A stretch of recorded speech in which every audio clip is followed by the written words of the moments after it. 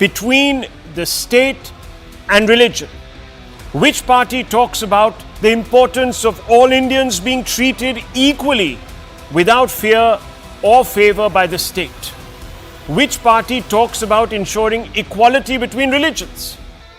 If your answer is the Congress party, then I want you to think hard about these few basic questions that I'm going to pose now, viewers. Why does a truly secular party oppose amendments to an act of parliament that gives only one religious community in India the power to take over lands? How is a secular party allowing its government in a state to give a free hand to a panel committed to purely promoting the religious interests of one denomination? And what is this secular party doing by privileging the interest of one denomination over another by facilitating land acquisitions without due process? These questions have become necessary and they must be posed because today your channel, CNN News 18, has accessed the proof to show how lands of farmers have been usurped. In my hands, viewers, is the proof, the documentary evidence to show that land has been usurped virtually overnight by the Waqf Board without giving notice to the land tillers or even allowing them the basic courtesy of conducting a hearing to listen to their defense. In fact, this is not a courtesy. This is a mandated procedure set down in the law in any rule or law-abiding regime. If someone is wanting to acquire something you possess, they have to submit a notice and then they have to wait for you to contest it. But clearly, this is not happening in a pocket of Karnataka under the Congress state administration, viewers, because these documents in my hand and to the right of your screens are land records. And they tell us that out of the blue, overnight, the Waqf Board's name has been inserted in these land records. Virtually overnight, the RTC, or which is the rights, tenancy and crop records, have been changed to include the Waqf Board. Again, overnight, viewers. The farmer doesn't know, he doesn't even get a notice, and neither, viewers, obviously if he doesn't get a notice, does he get the right to the people. Third, viewers, the documents tell us that the Waqf Board has been included in records of over 40 properties, significant land holdings. The Waqf Board has been included in records without notice to farmers. The Waqf Board was inserted in records 2 days after officials met the state Waqf Minister Zameer Khan. He's also the Minority Affairs Minister of the state, viewers. The BJP has gone on the warpath. Many others are asking questions linking the state government to what it terms as an anti-farmer, anti-Hindu mindset of the Congress government in Karnataka.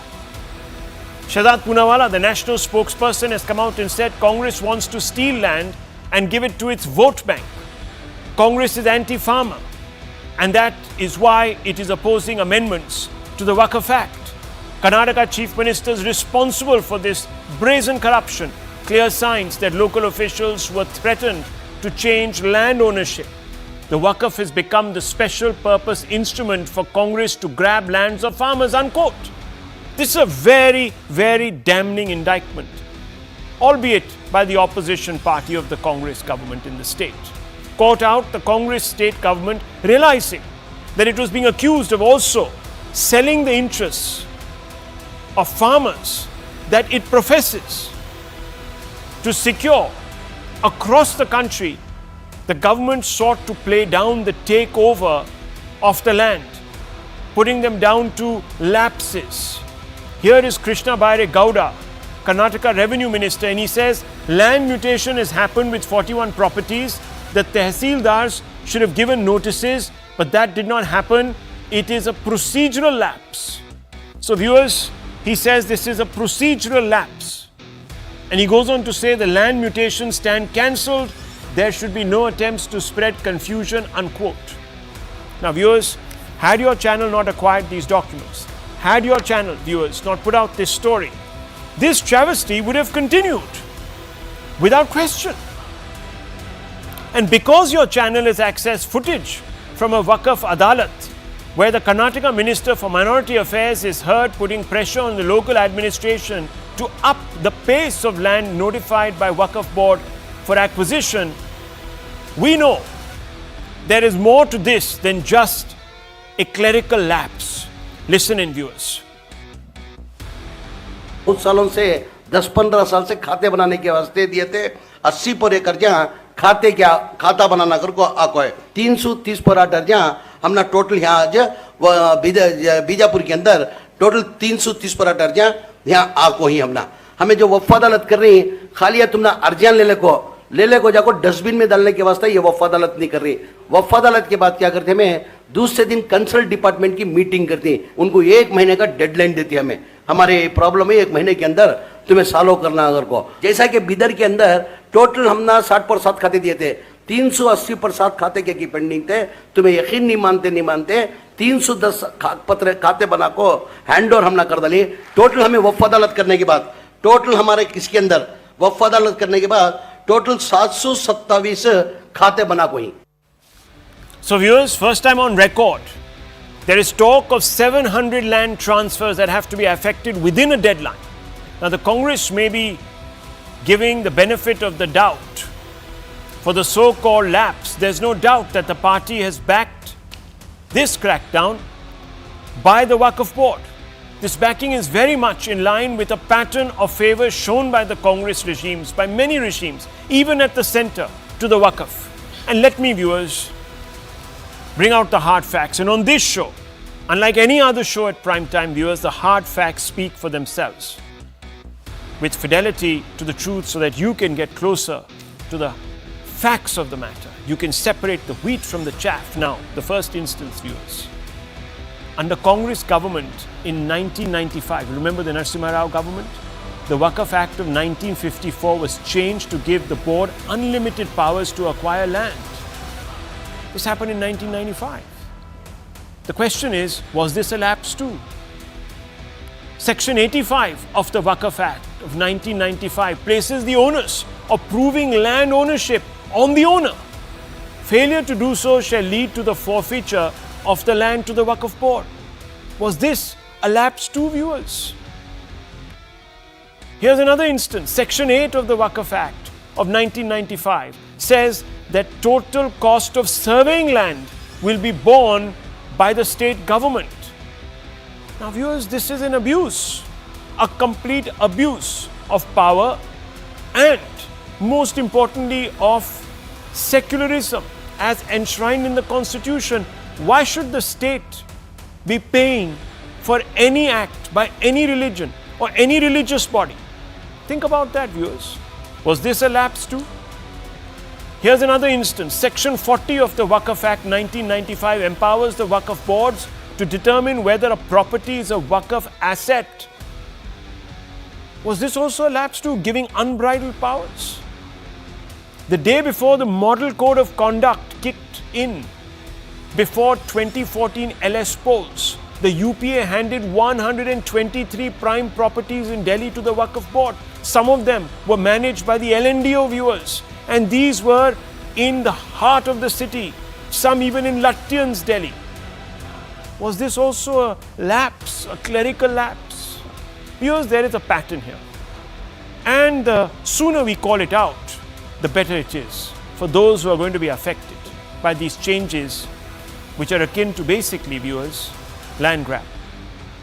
Let's open this up. Let's ask some fundamental questions, and I want to begin with Tehseen Poonawala, who is representing the Congress point of view, Atikur Rahman, Islamic scholar, who is somebody who favors the Waqf Act. Now, Tehseen Poonawala, the Congress party, apart from pointing out all these alleged lapses over the years, the Congress party also opposes the Waqf bill that is being brought in to correct all these But before I get to that, I want to ask you. You have a minister on record who is hustling the administration to take over land. In some places, he's even saying, I'll hold you to account if you miss the deadlines. The Congress says, oh, you know, this is all part of procedure, process, this, that, the other. How is it, sir, when you even have the minister endorsing a few weeks before this bill is perhaps going to be scrapped, this takeover?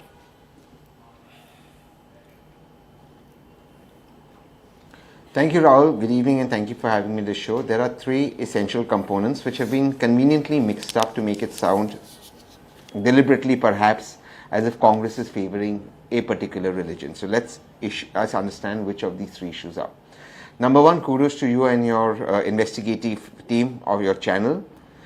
But it wasn't, but the records were kept transparently out. It was a gazetted order as both Krishna Bairegowda and MB Patil have put it out.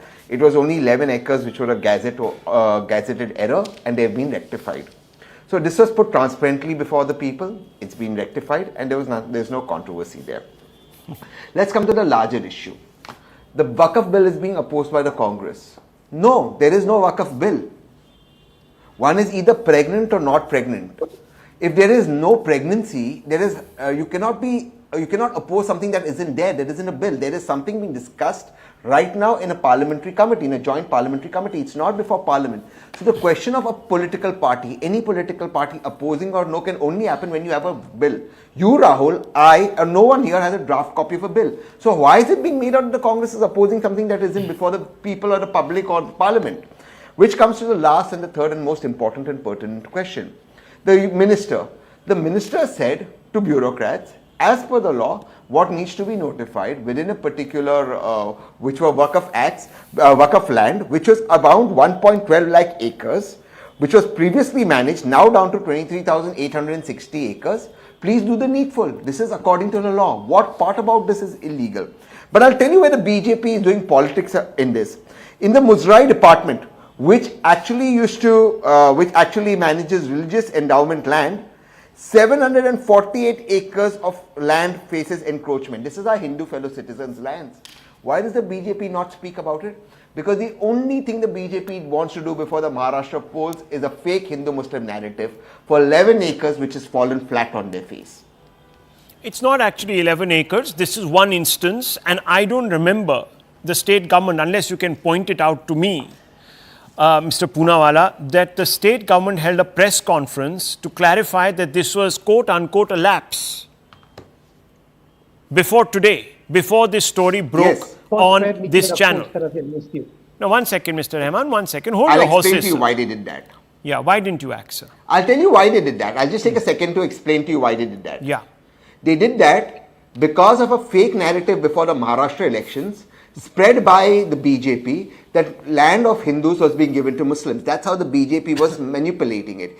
And you do not want a polarization in Maharashtra elections. So they have come on record, responsible ministers, and put the records out in front of the people of Karnataka and the people of India. And there, bang, it's worked. Nobody has anything now to say. And it's good that the Congress has countered this aggressively. Okay, viewers, look at how the goalposts have changed. Look at, 1 second, Atikur Rahman, calm down, relax, look straight, don't get distracted. Now calm down. Yes. Now viewers, let me tell you. Look at how the goalposts are changing. Last week when we broke this story, we were told that, yes, these notices have gone out. They have gone out because the district collectors are acting autonomously. Then viewers, we bring in evidence to suggest, no, the farmers were saying that all of this action began to unravel on the ground after the Minorities Affairs Minister landed up in this district and then held a meeting with all the officials. This, viewers, I have already shown you on record. And he said, hurry it up, friends. We are not going to wait. These adalats are not going to happen in the thin air. Get cracking. So, viewers, quaking in their shoes, these DCs, etc., start issuing notices. And not to one person, not to two people, viewers. 1,500 acres of land in just one tehsil. Apparently, this extends to thousands of acres. And we have the proof of that also. Then, viewers, we bring out this document, and guess what? We are told by Tehseen Poonawalla, all of this is known. It's all transparently done, this, that, the other. And then he says, don't make it Hindu and Muslim. Well, viewers, the Waqf Act is a Muslim organization. There is no way of not taking this fact into account. So who's making it Hindu, Muslim? You think about it. By empowering an organization such as this, viewers, out of the blue. But nonetheless, I'm not here to defend the BJP. I'm just here to set the facts. And I want to bring in Pradeep Bhandari. 3 accusations. He says, it's just a small amount, 11 acres. This is what the Karnataka government has said. Why are you getting your knickers in a twist? The Waqf bill, he says, nothing around. No one is opposing anything. We're in a JPC. Conversation is taking place. And in that conversation, we are registering some of our opposition to the proposed amendments. And the Muzrai department, you heard his charge, 748 acres, and you haven't done anything about it. Well, Rahul, first of all, I congratulate your team for standing with the farmers of Karnataka. Now, I understand that Tehseen Poonawalla will consider it as a petty issue because for a party in Congress in Karnataka where 1,200 farmers have committed suicide in the last 15 months, Rahul, farmers' land being snatched by an illegal land mafia like Waqf, after Zameer Ahmed's instructions to the district officials and his meeting, all of it cannot just happen in isolation. It has to be connected, and a logical and a wise man will connect the dots. Now, let me tell you who made Waqf Hindu-Muslim. And I want to read the essential amendment which the Congress party did to the Waqf Act in 2013, and I quote it. Earlier, the Waqf could be was permanent dedication by a person professing Islam. The Congress party changed it to permanent dedication by any person. On that premise, the Waqf started to behave as a land mafia, and as per the Indian Express, which Tehseen Poonawalla believes in, a day before the Model Code of Conduct was applied in March 2014, they transferred more than 100 properties of Delhi based on this amendment. So the essential characteristic of Waqf appeasing was made by Tehseen Poonawalla's party. Number 2, it was not normally changed, Rahul. The farmers protested, you reported, that is where the Congress party had to act. Now, is this in isolation? No, it is not in isolation. Even in Hyderabad, where the Congress party is in power, the Waqf has laid claim. We remember how the Waqf has laid claim to multiple properties. Now, is the Congress party a fair party? I disagree to it. You are the person who reported about the Hubli riots, how the Congress party took back the cases against the AIMIM leaders who were involved in the Hubli riots despite the opposition of the police forces. So we have seen in the past how Congress party has gone the extra mile in order to appease its vote bank. And here the farmers are at the mercy of the Congress party. My question is, this is the picture and I want to show. Zameer Ahmed is not a normal man, Rahul. He is extremely close to Siddaramaiah. Are you telling me when he instructs the officials, the district officials to hurry things up and overnight the changes happen, it could have happened without Mr. Siddaramaiah's knowledge? I disagree to that. Knowing the characteristic of Mr. Siddaramaiah, whose family itself is a land grabber in the Muda scam, we know how Mr. Kharge's family trust had grabbed the land. So the Congress party is an official land grabber in Karnataka, and this time the farmers are at mercy. Thanks to the reporting by the investigative journalists, this has been caught. Okay, now viewers, look, this can't just be that when the lapse is brought to the notice, you return the land. Mr. Siddaramaiah's wife said, I'll return the land. True. Mr. Kharge's son said, I'll also return the land. Now the government is saying, we'll return the land. Viewers, it's as if someone has had a birthday party and they're giving return presents. This is bizarre. This is not a birthday party, viewers. May I address that? May I No, address no, that? no. I mean, everyone is just, when they get caught out by investigative journalists, you return everything. As if, oh, sorry, you know, we overlooked a couple of rules. On the behalf of the Chief Minister. No, 1 second. Let me open this up. I'll bring you back in. Dushyant Sridhar, I want to ask you. I just need one. Okay, yeah, okay. Go ahead. आपके लिए भी exception है, sir. Congress party के लिए बना देते हैं. No, just one line. The chief minister is not returning the land. His wife is returning the land. I said so. What the is chief not minister's disputed wife. in that case I said the Chief Minister's wife is What is returning. not disputed. Yeah. Yes, may I please finish? Yeah. What is not disputed in that case is the land allotted to her by the Mudda authority was under the BJP government. Their members were sitting on that board who allotted her those 14 Right. pieces of land. Sir, they legally took away her brother's land that her brother gifted her 20 years ago. Yes. None of that has been disputed. Despite that, a controversy that the BJP made to spoil an OBC If that chief was the minister's case, name from Rahul, the why did shepherd they oppose the Kurma governor's community. sanction to an They have investigation? decided to Well, return that the They land. were so honest. And Why yet did the they chief oppose the minister's got governor's caught. Okay, no sanction cross to talk, an investigation? gentlemen. Yes. He's shifting the goalpost No, because one you have second, one exposed his anti-farmer mindset. One second, Tessie one needs second, to just one apologize second, one to the second. people of Karnataka for calling Okay. the farmers' land grabbing as a petty issue. 1 second. Yeah. So I'm coming to that. That is the question I wanted to No, bring one in. second. One second, The one second, Chief please. Minister's wife was One being second. dragged. An One OBC Chief Minister's wife is being dragged One into second, the please. show Let's not. on the let's Waqf not- issue. No, no. Let us not now. Why is that happening? Let us not digress. The fact is, Why aren't we answering every who time. allotted those 14 One pieces of second. land? The Tessie Punara- BJP. Okay. Are we going to deprive two other gentlemen who've also made time at the top of this show their time? Please, let's not do that. I'll come back to you. Hold your horses. You said a 30-second intervention, and I've given you that time. But there is Dushyant Thank you so Sridhar, much. I appreciate and there is also Atikur Rahman. They're both there. Now, Dushyant Sridhar, look. Someone said, petty issue. They used the word, I didn't. Playing fast and loose with the constitution is not a petty issue. Giving unbridled powers through an amendment or an act in 1995 to the Waqf, to give it these sweeping powers only because some say vote bank politics is not a petty issue, at least not in my book. Namaskaram Rahul and namaskaram to all my fellow panelists. Wishing everybody a very advanced happy Deepavali, and how these Western so-called Indic scholars would say Diwali is about darkness to light. And I beg to differ. For the farmers in the Vijayapura taluk in my very home state of Karnataka, it is not Deepavali because they are moving from light to darkness. Their 1,200 acres of land, all these farmers were served notices stating that this land doesn't belong to you and you will have to produce documents. Rahul, tell me, honestly, all of us have houses. How many years document can be produced? 50? 100? And I would like to bring to your notice, Rahul, we are talking about the acres of land for the farmers who will be completely disillusioned about the rigmarole of documents that they have. In the 6th century, we had a temple of Tiruchendurai in Tamil Nadu, which was being sung by a great mystic poet called Thiruñana Sambandar in the chaste Tamil language.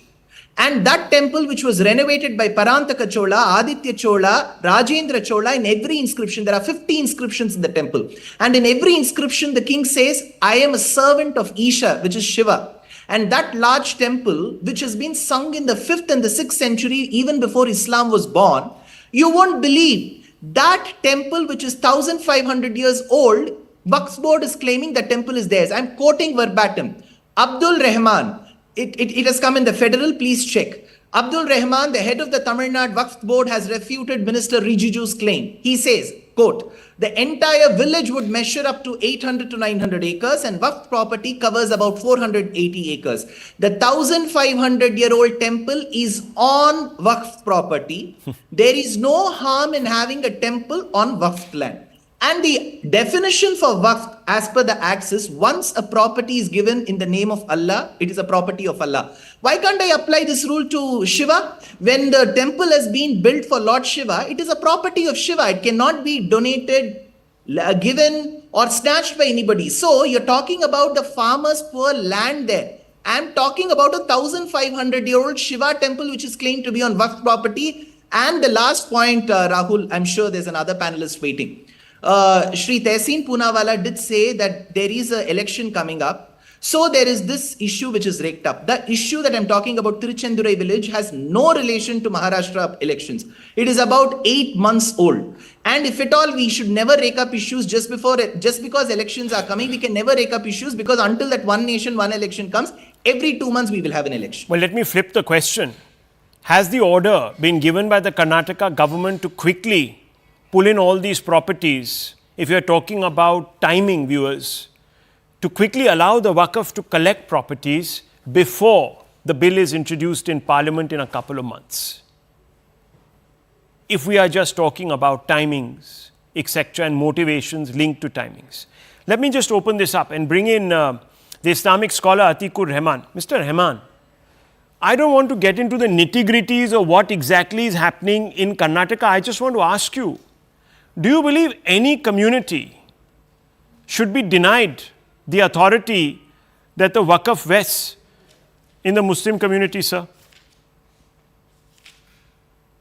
Well, Rahul, since the beginning, I am maintaining that the Waqf Amendment Bill by the BJP in the Parliament has been primarily brought because there was neck-deep corruption into all the Waqf boards. I have no qualms accepting that the Congress, their yes men, the chairmen of the Waqf boards, their officials, all of them have grabbed land.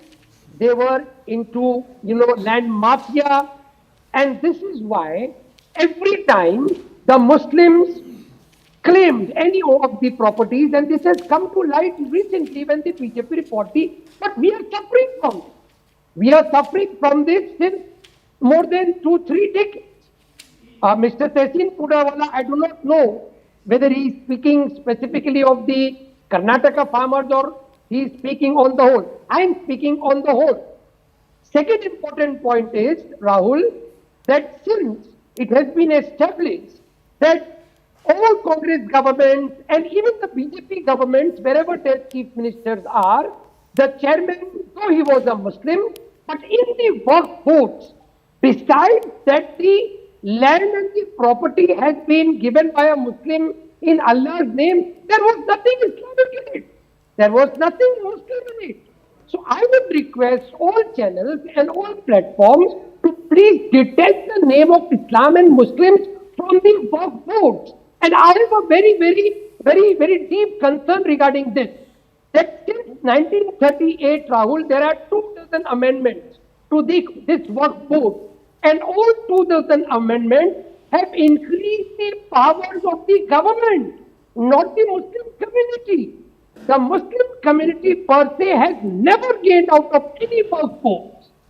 Now the question is, if the farmers' land or the temple land are being usurped, then I would ask the question to any of your panelists, if it is established that this land is a Waqf land, can it be sold or bought?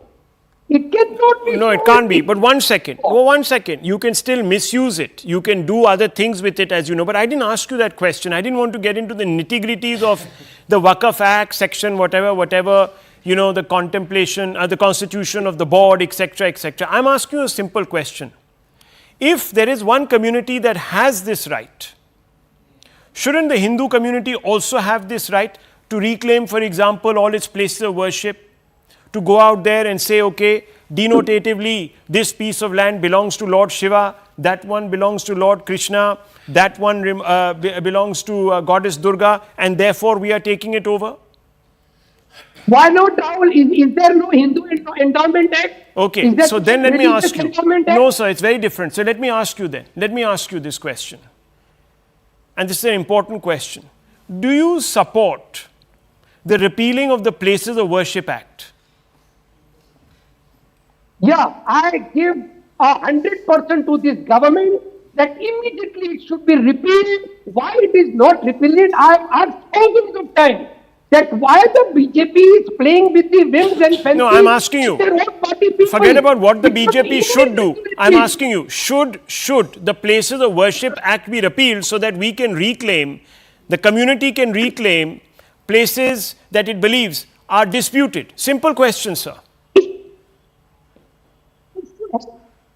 I can't hear you, sir. Something has gone wrong with your signal. Immediately it should be repealed, Rahul. It should have been repealed before the Ayodhya judgment. So, Tehseen Poonawalla, why did you bring it in? He is saying it should be repealed to bring equality. Why did you guys bring it in? Why did the Congress bring it in? To make the playing field unequal. And if you were, sir, then wasn't this an abuse of the article of faith of the Constitution? Very simple. Bring which bill in? The Places of Worship Act? Yes, sir. So ask the current government to repeal it. No, I'm asking you. No, you can't get away. Just 1 minute. I'll answer that. I'll answer that in two parts. two paths. The Supreme Court has asked the current government on 6 occasions on the POW Act, and Tushar Mehta said, I can tell you my personal opinion, they refuse to put anything on record. That's point number 1. Point number 2, the Places of Worship Act is part of the, in my opinion, the basic structure of the Constitution. It is something that cannot be changed. But if the government believes it can, it should bring in a law and let it be debated in Parliament. But they won't do that. No. They will instead do viewers, politics over it. No, I want Now, to ask you. in No, its wisdom, one minute. How can it be? No, No, 1 second. Atikur Rahman Saab says it should be scrapped because it differentiates between communities. How does that make it part of the basic structure of the Constitution? The basic structure of the Constitution tells us. Okay. Please go ahead. May I please answer that? Yeah. It actually does not differentiate between communities. So even if hypothetically a Muslim claims ownership of a Hindu temple post 1947 and has claims to have evidence that this was a mosque pre-1947, they cannot claim it. No, but you have an exception. You have the Waqf Act, sir. Except for the Ram that is, viewers, the problem.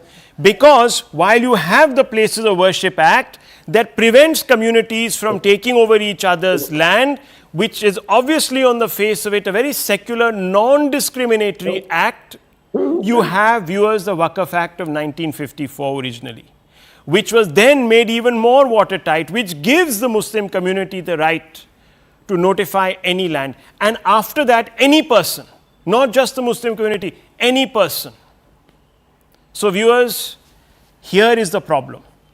This is the thing that people don't understand. An allowance was made for one community to get around the Places of Worship Act.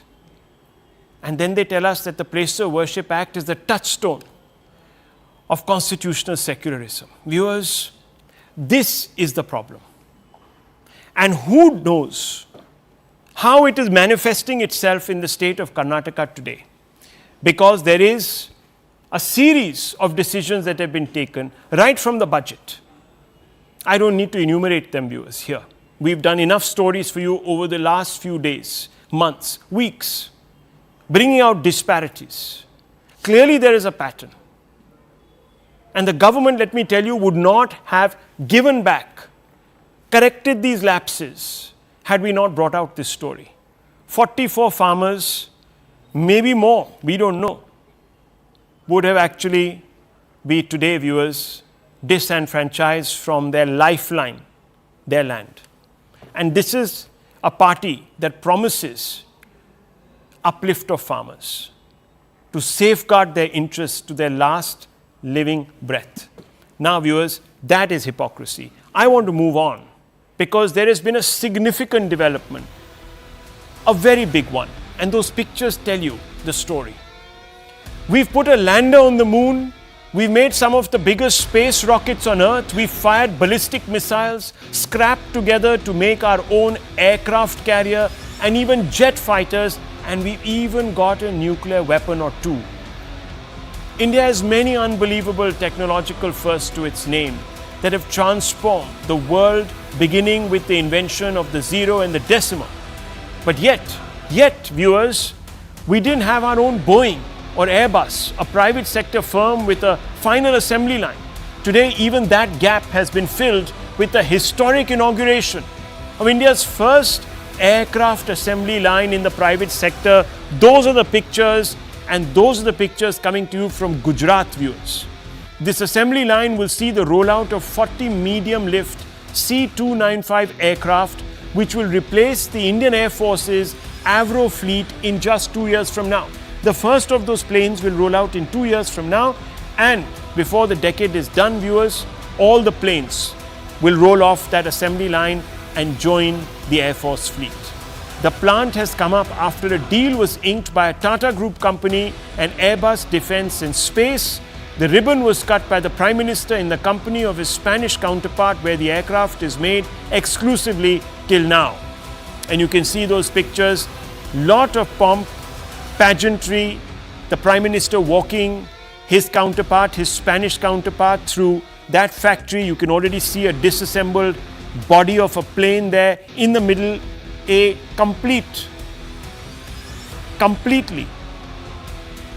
completely decked out, equipped plane right there in the middle of your screens. The first in quite a few number that has been delivered to us.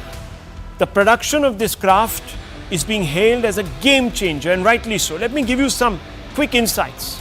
The flight endurance of up to 11 hours. So this can fly 11 hours all-weather multi-role operation capability. So it can ferry up to 71 troops or 50 paratroopers. It's capable of logistical ops to inaccessible locations. So even in disaster management or evacuating troops out of some very, very tough terrain or theaters of war, all can be done, even civilians. The rear ramp for para-dropping of troops and cargo. This is really a wondrous aircraft, and we are being told that upgradations will be made to it in India when it is being manufactured. So the technology will be upgraded.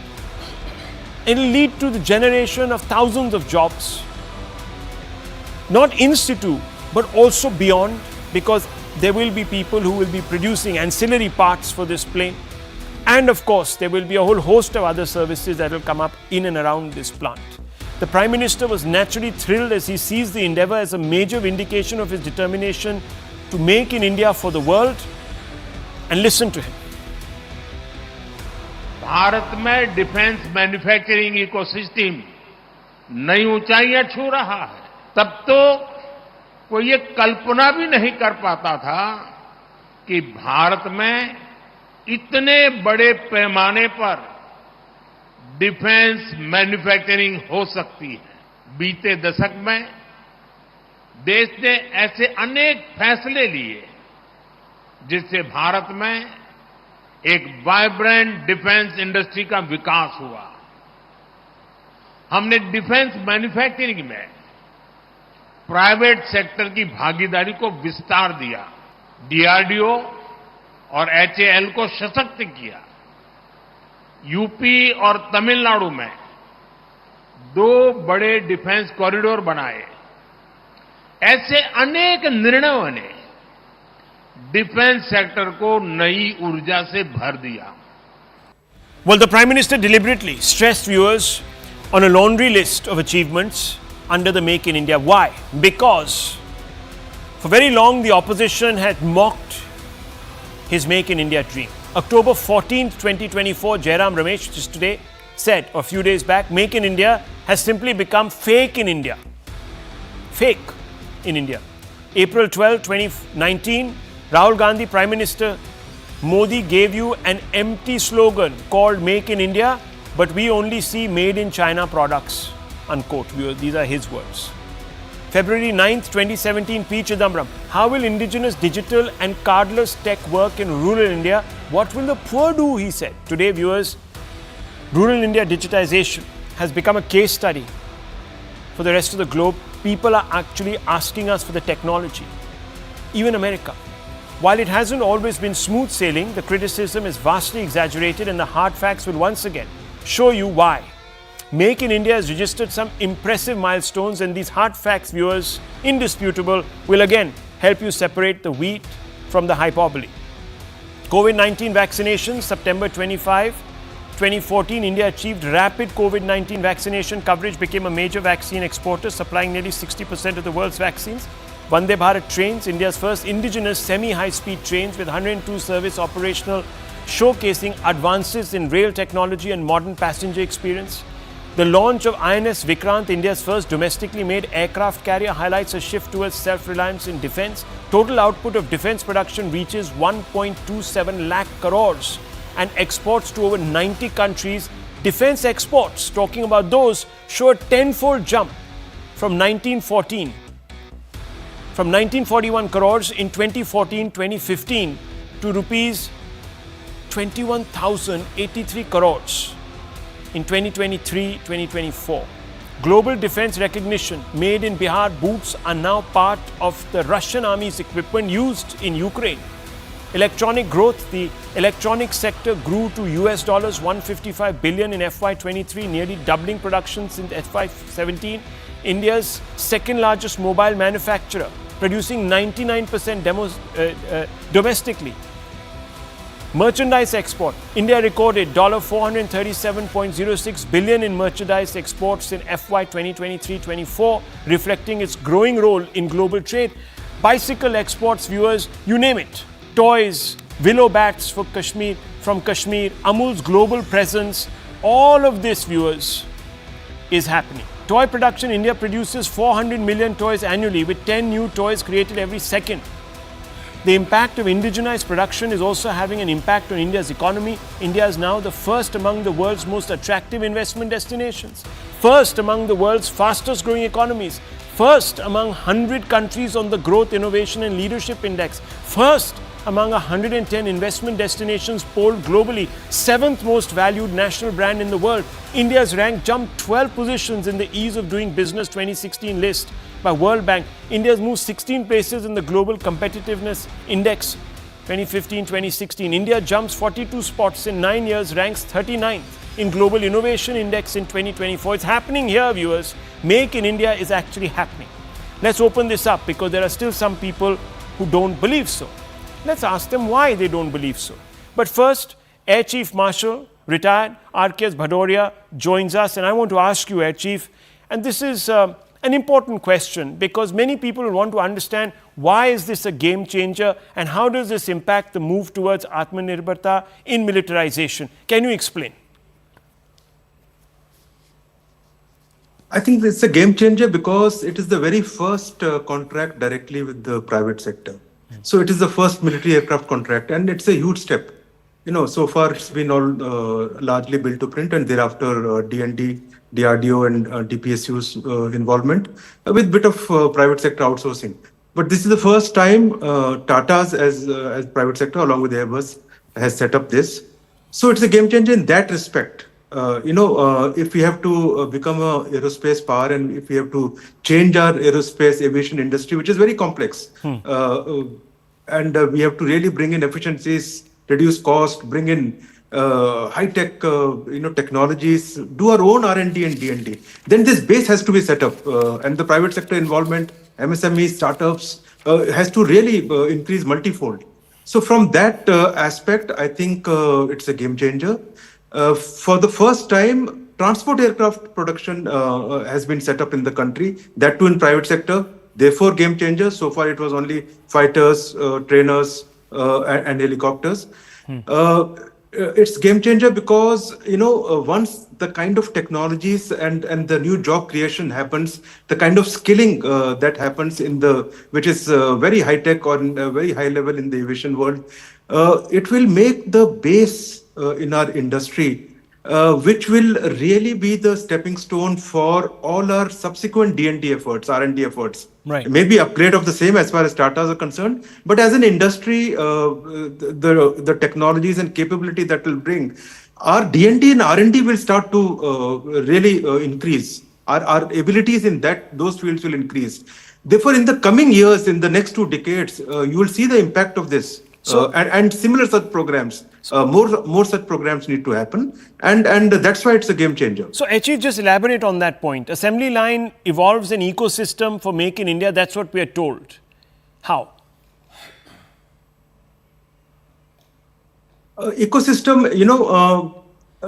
if you see the current situation, it is largely DRDO and DPSU based production with outsourced involvement of private sector, MSMEs. The level of involvement is rather low. If we have to really become, change this aviation industry, the tier 2, tier 3 development, that ecosystem needs to develop. The MSME's involvement needs to come up. The R&D and D&D effort needs to really rise. The startups, the technologies that they develop, there must be a very easy, simple, flexible, rapid way of its absorption and incursion into such programs. So from that angle, the production facilities that this program will bring, once it's final assembly, sub-assemblies are being set up. So if you look at detailed parts, for example, if there are about 15,000, about 13,000 detailed parts are going to be manufactured in India at the Hyderabad facilities. They are sub-assembly production. Wow. So it's not only an overall integration factory that's being set up. Down below, there is a chain of supply chain which will get set up, which will cater for sub-assemblies, many retail parts, many accessories. So that production itself will, generate efficiency and capability in ecosystem, which will across the, technological fields aid in our other programs subsequently. Finally, our industry needs to grow in capability, technology, and overall abilities to do such projects. Okay. And that is why that is what will change with this program. Well, thank you, Aichi, for putting into perspective for us. Let's open this up. Let me bring in Professor Santosh Mehrotra. Professor Mehrotra, this is Jairam Ramesh from a few days ago. Make in India has simply become fake in India. Do you go along with this statement? Well, first of all, let me congratulate ACM Bhadoria and the Indian Defence Forces that they are acquiring some capacity in assembling certain parts of this aircraft in India. So very good. There's no question about it that this is good news, and that the private sector is growing into a sector in which we have not seen too much activity despite all the quote-unquote achievements that you rattled off, and I could undermine all of those in a second, but I'm sure you will not give me the time. I know from experience that you will not give me the time. So let me just give a certain sense of balance to what we have heard very respectfully to ACM Bhadoria. Let's just remind ourselves that long before this government came to power, Tata Group, Mahindra Group, L&T, Larsen and Toubro were already in the private sector and doing manufacturing. In all, there were 30 licensed private companies which had commenced commercial production by 2012, which included 23 joint ventures. Point one. Point two, the real issue here is, why is this plant being located in Surat? We are very happy that it is happening here, that we are going to be assembling here. However, we already have developed considerable manufacturing capacity in the private sector, including by Tata in Hyderabad. In addition, things have moved on in Nagpur. Now, where the SME ecosystem has already been emerging, we are an incipient manufacturer in the defense force. I am very welcoming of this initiative overall. However, I'm welcoming. Why? Because there are civilian payoffs of defense manufacturing in India. I have argued this in my own professional writing. Okay. You can see this from at least 5 or 6 years ago. Right. The fact of the matter is, we need defense production here, no question, both in the public sector and in the private sector. And I'm glad that this is happening in the private sector, Okay. so as to give a certain amount of competition to HAL. But this matter goes back to, we have limited human resources, limited capacity. Let's not start patting ourselves on the back, because actually, Mr. Shiv Shankar, if you will give me just one more minute and I will finish. The fact of the matter is that India was already a vaccine manufacturer of 60% of global vaccines before 2014. Point one. Mobile phones, yes, they are being assembled with all parts practically coming from abroad.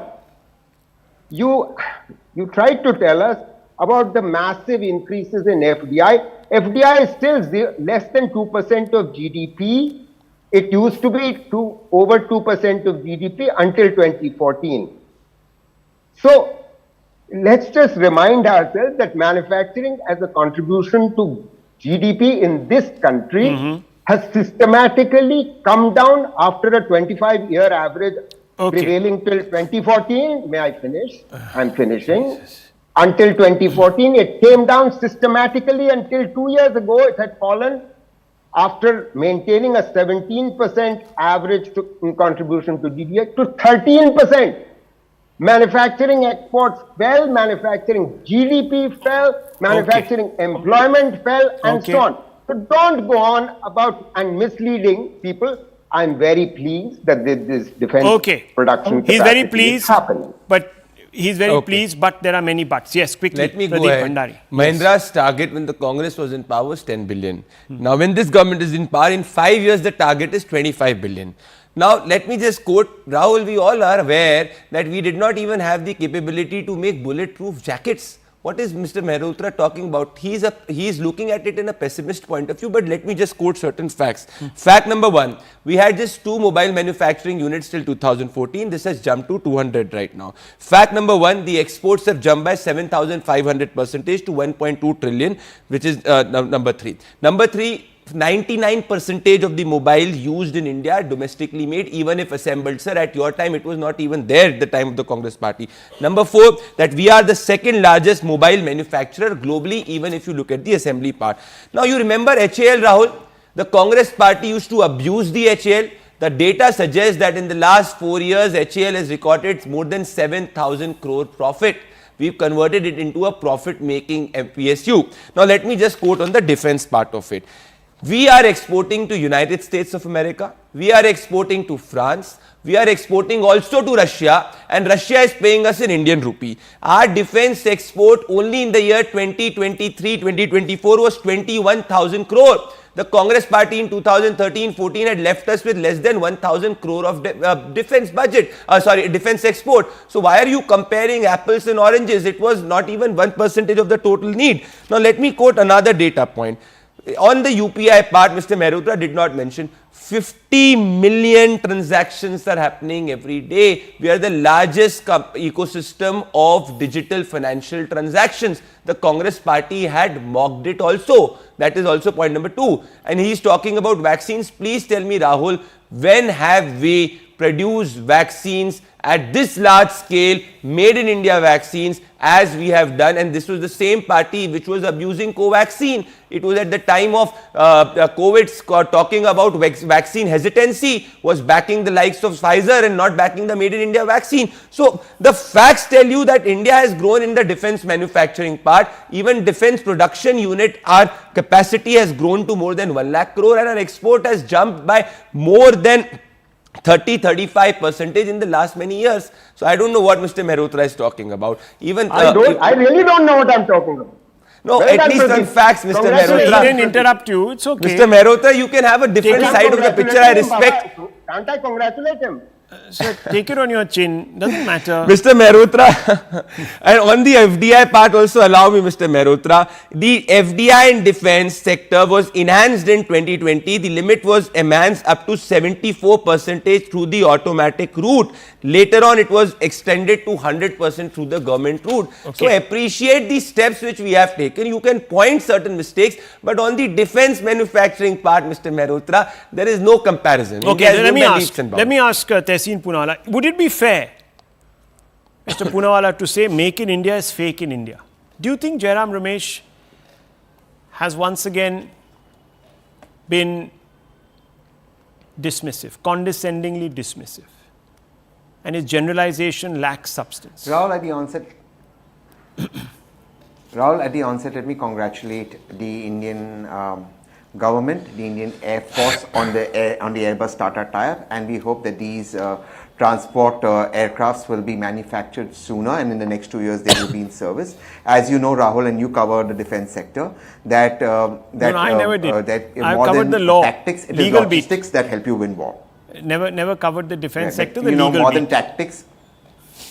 But you're a senior journalist who understands defense. So more than tactics, it is actually logistics that help you and the armed forces. So many congratulations on that. This is also good competition for HAL, which had a monopoly, and HAL's order books remain full. So this works very well for India. So on that front, congratulations.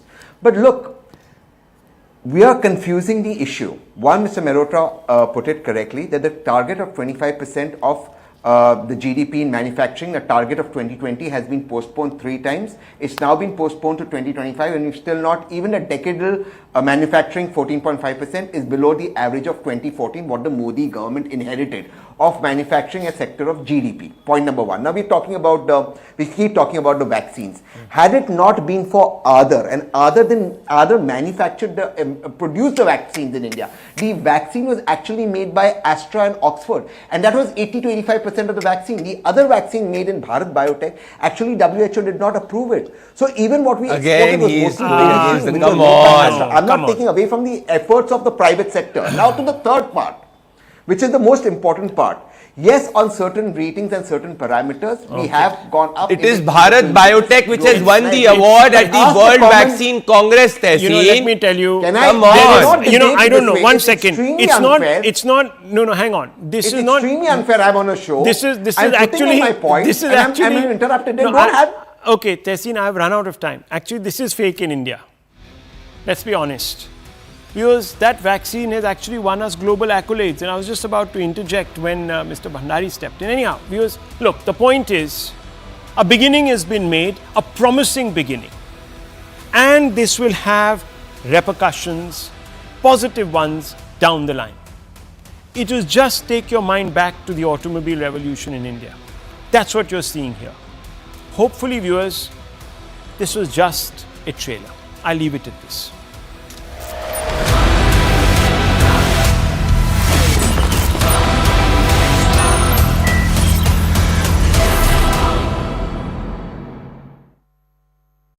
This Diwali.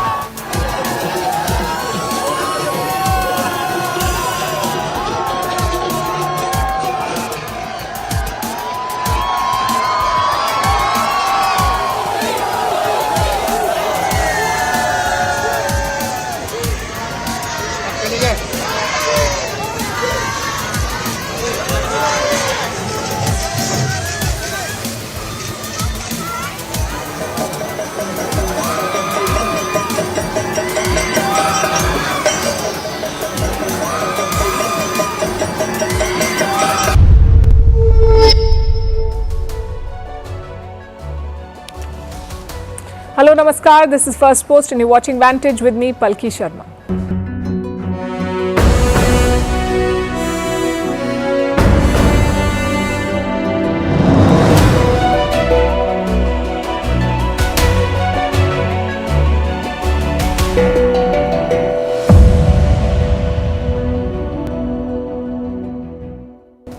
The war in West Asia has taken a new turn. Israel attacked Iran, but before firing the missiles, it apparently sent warnings with details of what it would strike. In response, Iran is making the right noises and showing outrage.